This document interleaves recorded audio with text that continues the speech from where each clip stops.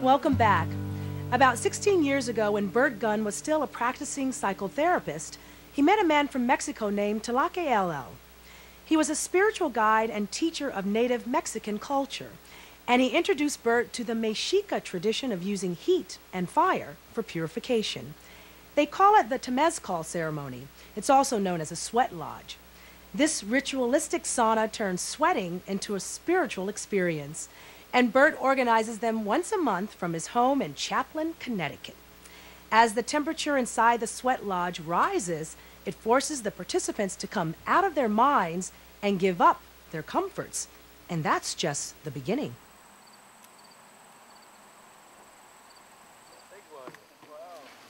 Many of us believe that there's a tremendous value in the indigenous traditions from around the world. And the time-honored values of these traditions are universal. So a lot of us who've come to this path from many different backgrounds have found that it offers something to all of us, to kind of reconnect us with the Mother Earth, reconnect us with ourselves, reconnect us with each other. In our modern culture, we've forgotten how to live in balance. We've forgotten how to care for the elders. We've forgotten how to care for the Mother Earth that feeds us and supports us. We've forgotten how to live in community. We've become so isolated and individualized that we no longer know how to share with our brothers and sisters. Do we want it that high? Yeah, that doesn't really matter. Okay. We're gonna put the other. Most traditional ceremonies for most cultures are participatory. For me, it fits better than a lot of churches would because it's more experiential. I'm not just going and watching somebody else perform a ceremony. We're not sitting in chairs in the back. We're actually all inside sharing together. Hey, come over this way more, John. Is there any extra on your side? Not really. No, okay.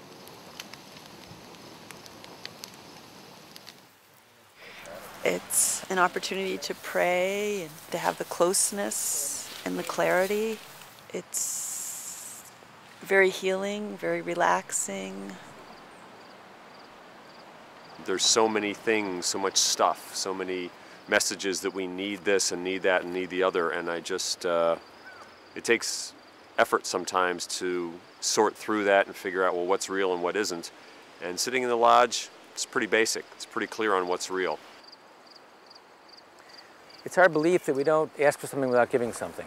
And so in this ceremony, if we're asking for healing, we're asking for help, we're asking for support, we give something. We give our sweat, we give our comfort, we give our time, we give maybe our hunger and thirst if we fasted that day. It's an offering we give up.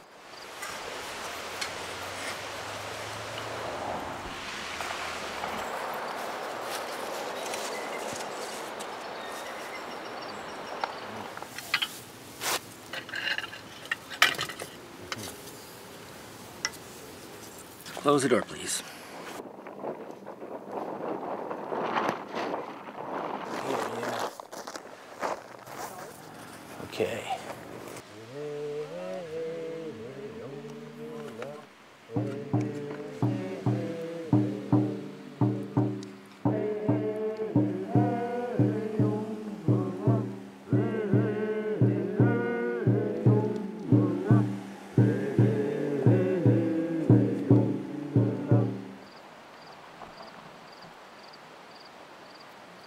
One of the things we believe in a lot is listening.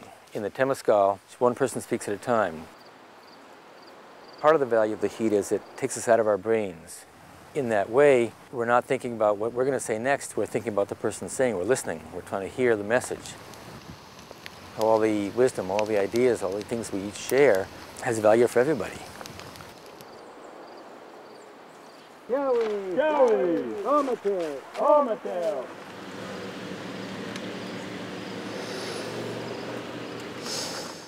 I've been more and more conscious about the importance of bringing people together from different backgrounds, of honoring the diversity we all have.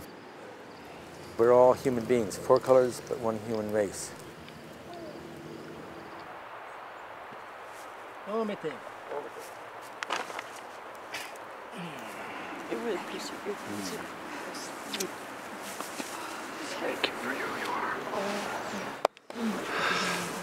It's so wonderful. Very peaceful. Very nice. Relaxed, renewed. Muchas gracias. Seeing the impact that this kind of experience has on people, the sense of hope it gives people, the sense of future possibility in the world. Start thinking of ourselves as universal citizens. If we're going to survive as a species, we've got to learn to live together on this planet, how to take care of it, how to take care of each other. The life doesn't just end when we get old and we're stuck in a nursing home. The life goes on. We pass on what we've learned to our children, grandchildren, their children. It's a great continuum. In a way, it seemed like the heat burned away the barriers between the participants and brought them closer together. By performing these ceremonies, Bert and his companions are able to stoke the fire of an ancient tradition that's been burning for centuries.